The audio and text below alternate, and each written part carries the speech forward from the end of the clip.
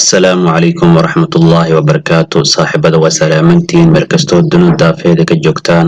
كسو دوادة برنامج كينا مجلدها انت بدن برنامج كان وحاكا قبقتان كل ماضي هاوين كاس العيار نتيجوين كصوبحي دعدوين كلا ديبانجلين يان قصو قادنا اسودو كلا برنامج كينا مجلدها يوقف رضا وحياوها xardayana waan ku soo qaadanaa kama marna saaxiibada inta badan qodobada gossipkana waan ku soo qaadanaa barnaamijkeena intaan gudo gelin barnaamijka saaxiibada waxa idinka codsanaa channelka masrax riyada waa cusub iyo sidoo kale subscribe noo saartaan ana ka iloobina inaa muuqaalka laga noo saartaan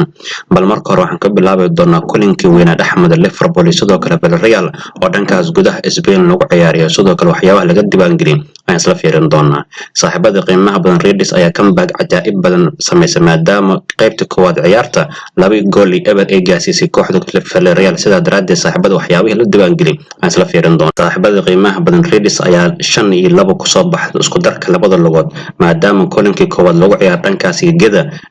Anfield ayaa lagu ciyaaray sidoo kale laba eber ay Liverpool ku soo badas laakiin xalay saaxiibada qiimaha badan ciyaar ajaa'ib badan dhankaas gudaha Spain lagu ciyaaray Villarreal waxay rabtay in mucjiso ay sameeyso laakiin gabi ahaanba Liverpool ayaa qaybta labaad xarqisay sidoo kale 3 eber ay kulankii xalay ku soo dhamaa isku darkana Liverpool ayaa 5-2 ku soo baxday hadda waxaan isla fiirin doonaa saaxiibada qiimaha badan waxyaabaha laga diiwaan gelin waxa la leeyahay saaxiibada qiimaha badan kooxda Liverpool oo kooxda kaliya oo Ingiriis ah ay u suurta gashay in ay gaarto finaalaha ugu badan sida hadda waxaan ka warqabnaa Liverpool waxay gaartay Champions League finalkiisa sidoo kale FA Cup final way gaartay sidoo kale League Cup-na way gaartay sidoo kale saaxiibada qiimaha badan Redis waa kooxda kaliya hadda ku haminaysa inay ku guuleyso wax loo yaqaan 4 koob inay 4 koob qaadan sidaan ka warqabnaa hadda waxay joogtaa Champions League finalkiisa sidoo kale saaxiibada qiimaha badan waxay عقد أسرائيل كوحدة مع ستين سيد وجود سنة البريمير ليج سيد كان FA كاب كفينال كيسمي جوكتان ليج كاب كان ويج جوكتان سيد دراد وحرليه العيارات كان حيربتها كورة الكاب إني قات سيد دراد انتصنا وقت كان ودين دونا صاحبة قيمها بين ليفربول سيد كل وحرليه هاي وحي إيش كواين دون تكون كوين عاو برنابو كدع دون ما دام ما ست يحجز ريال مدريدنا يسقف صار دون سيد كل وضع كحتي صوب هذا أي فينال كدن كاسيو باريس كل عيار دونتان سيد دراد صاحبة قيمها بين kooxda Liverpool ayaa xalay si fiican u ciyaartay Campbell dam inkastoo Campbell hore ciyaarta ay aad u liidatay sidoo kale waxa leeyahay saaxiibada qiimaha badan Diaz wuxuu ahaa Bonaventura xalay ciyaarta qurxi qaybta dambuwana waa ninka bedelay ciyaarta oo nafta ku soo celiyay kooxda kubadda cagta Liverpool sidoo kale saaxiibada qiimaha badan waxa leeyahay 5 san ugu dambeysay kooxda kubadda cagta Liverpool 3 sano kamid ah finaalaha ay gaaraysan taasoo ku tusinaysa saaxiibada qiimaha badan Redis inay soo kala qaatay sidoo kale ay kamid tahay kooxaha ugu awoodda badan وقت حاضر كان كعيارة هريالة يوروب أو عنسن سيد رد صاحبة قيمها بن هذا وحي جارت دنكاسيو في بي صاحبة قيمها بن كحد كبد عقد ليفربول هذا وحي جارت جامبيون ليجا فينال كسيدو كالعاوة كلن كالديل دون نكاسي برنابو كحد صو بحد أي دنكاسيو جودها فرنسا كل عيار دون تفينال كيسا بل مركان صاحبة قيمها بن سوق قادنا ما أنت مجردها كصوب جودها إنجليز كان أي وحياوه كحر سيدا كاجي جدا صاحبة قيمها بن وحللية كحد كبد عقد ريدس أي مركان دنكاسيو باريس كدقة دون سيدو كل حليه وإيمان دون دنكاسيو باريس سيدو كل حليه صاحبة قيمها بن رومان كوحو قطر بدن جلينايا kooxda kubadda cagta Chelsea mustaqbalkeeda sidoo kale saaxiibada qiimaha badan kofarada waxa ka muuqda sidan kaga jeedna kooxda kubadda cagta ayaa Liverpool si adag u ciyaartay waana run saaxiibada qiimaha badan Liverpool xalay qaybta dambe ciyaarta u ciyaartay inna bacaadimeen markaana soo qaadana saaxiibada qiimaha badan waxyaabaha gossipka ee majaladaha maanta qorayaan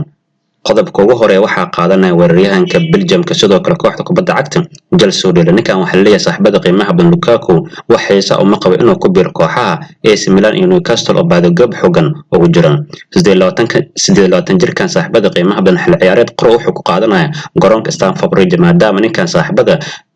ninkan inta badan macna توقع الأوسن جانس بدن سينين لكن كان وحلية صاحبة قيمة بالرياضة أوقع وحيتها كلي إنه كل أبتكو حدي سهر لو مجعو إنتر ميلان ما دام هالكاس وقت قروح بدن قصوقات صدق كلمة جلدها ما أنتو حق قرن صاحبة قيمة بدن كوحدة برشلونة وحيد ديار أطاي الدل ولا بك إما ذنك لو مجعوه برانك ديجون إني دقيستون نين كان وحب بعد جوب حقن وجرت النذرلاند كان كوحدة مان يونايتد صدق كل وحار ونين كان معنك لو مجعوه إرك تنهاج إنه كسر إني كم بدوان كوحدة مان يونايتد سيدان كور قمنا برانك ديجون صدق كل إرك تنهاج وحي وقت قروح بدن قصوقاتن كوحدة كبدا عقد أجك 3 سنة قروح بدن أي هالكاس قصوقاتن سيدا دراد نين كان إرك تنهاج معنين كان وحرو أفرلاتن جير كان جيدا أول ترافض إنه كسر دجيو qodobada kale Man United ayaa qaadanaysa saaxiibada qiimaha badan macalinka lagu magacaabo Erik ten Hag xil ciyaareedka dambe wuxuu qaban doonaa kooxda Man United laakiin ninkan waxa leeyahay saaxiibada qiimaha badan ninka qadka dhexe kaga ciyaar kooxda kubadda cagta Southampton waa ninka lagu magacaabo James Ward-Prowse oo 27 jir ah ayuu dalbaday sidoo kale ninka lagu magacaabo left back kala ciyaar kooxda kubadda cagta Feyenoord waa ninka lagu magacaabo Tyrell Malaika oo 22 jirna wuu dalbaday xitaa wuxuu dalbaday ninkan saaxiibada qiimaha badan West Ham ninka u ciyaar ninka lagu magacaabo Jarrod Bowen oo 25 jir ah saddexdaas ciyaaryahan wuxuu rabaa inuu gegada Old Trafford ku soo dajiyo sidii ku soo waramaysa Villages in Spanish sidoo kale qodobada kale soo qaadan karna waxa kamid ah saaxiibada qiimaha badan Newcastle ayaa markaas ayadana ku soo biirtay in ay rabto wiilka lagu magacaabo Darwin Núñez oo weerarka kaga ciyaara kooxda kubadda cagta Benfica waa 22 jir oo Uruguay sidoo kale ninkan sanadihii ugu dambeeyay waxa baadi goob xooggan ugu jireen kooxaha kale ah Man United Liverpoolna way rabaan sidoo kale waxa leeyahay saaxiibada qiimaha badan Newcastle ay ku adkaatay sidii ku soo qaadan lahayd Darwin Núñez waxay la siraaci doonta weeraryahanka lagu magacaabo Dominic Calvert oo kooxda kubadda cagta Everton weerarka kaga ciyaara sidoo ku soo waramayso The Mirror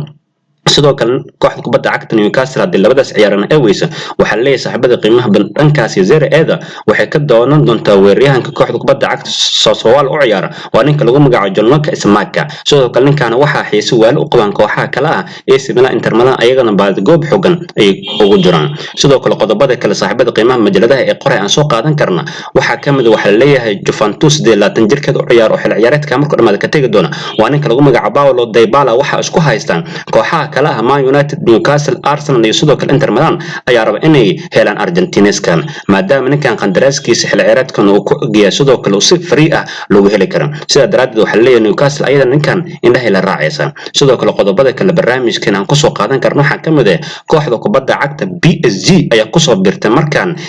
ninka qalbada dhex kaga ciyaar kooxda kubadda cagta Monaco waa ninka lagu magacaabo saaxiibada qiimaha badan Aaron Tchouameni ninkan saaxiibada qiimaha badan waa 20 jir sidoo kale waxa sanadihii ugu dambeeyay baad goob xooggan ugu jireen kooxaha kale ah Liverpool Real Madrid sida daraaddeed hadda PSG ayaa ku soo biirtay ninkan qodobada kale barnaamijkan aan ku soo qaadan karno waxa la leeyahay Aston Villa ayaa go'aan ka gaari doonta 29 jirka lagu magacaabo ninka lagu magacaabo Philippe Coutinho hadii ay si toos ah u iibsanayso iyo hadii kale waxa la leeyahay saaxiibada qiimaha bisha May markay soo dhamaata ay go'aan ka gaari doontaa ninka lagu magacaabo Philippe Coutinho sidoo kale ninkan Barcelona saaxiibada qiimaha badan ama waxa ugu soo qaadatay kooxda kubadda cagta Aston Villa ayaa maanta ugu waaweynaa saaxiibada qiimaha majaladaha inta badan waxyaabaha ay qorayeen waad ku maasantiin daawateen barnaamijkeena majaladaha fadlan haday taa markii kuugu soo boqonaysa channelkeena waxaan kaa codsanaa inaad subscribe noo saartana ilowin inaad muuqaalka like noo saarto sidoo kale channelkan waa cusub yahay saaxiibada qiimaha badan waana channelka dhalinyarada waxaa idin ka codsanaa channelkan masraxa ciyaaraha inaad noola kicisaan sidoo kale aad share dhahdaan gruubyada WhatsAppka Facebook email ay Soomaali walba ay ku isticmaasho social media aad share ku dhahdaan si shacbiyad ballaaran u weyn sidoo kale anagana dhiirigelin inoo noqoto taas intaan barnaamijkan ku kulmayno sidaas amaana Allah. Assalamu alaykum warahmatullahi wabarakatuh.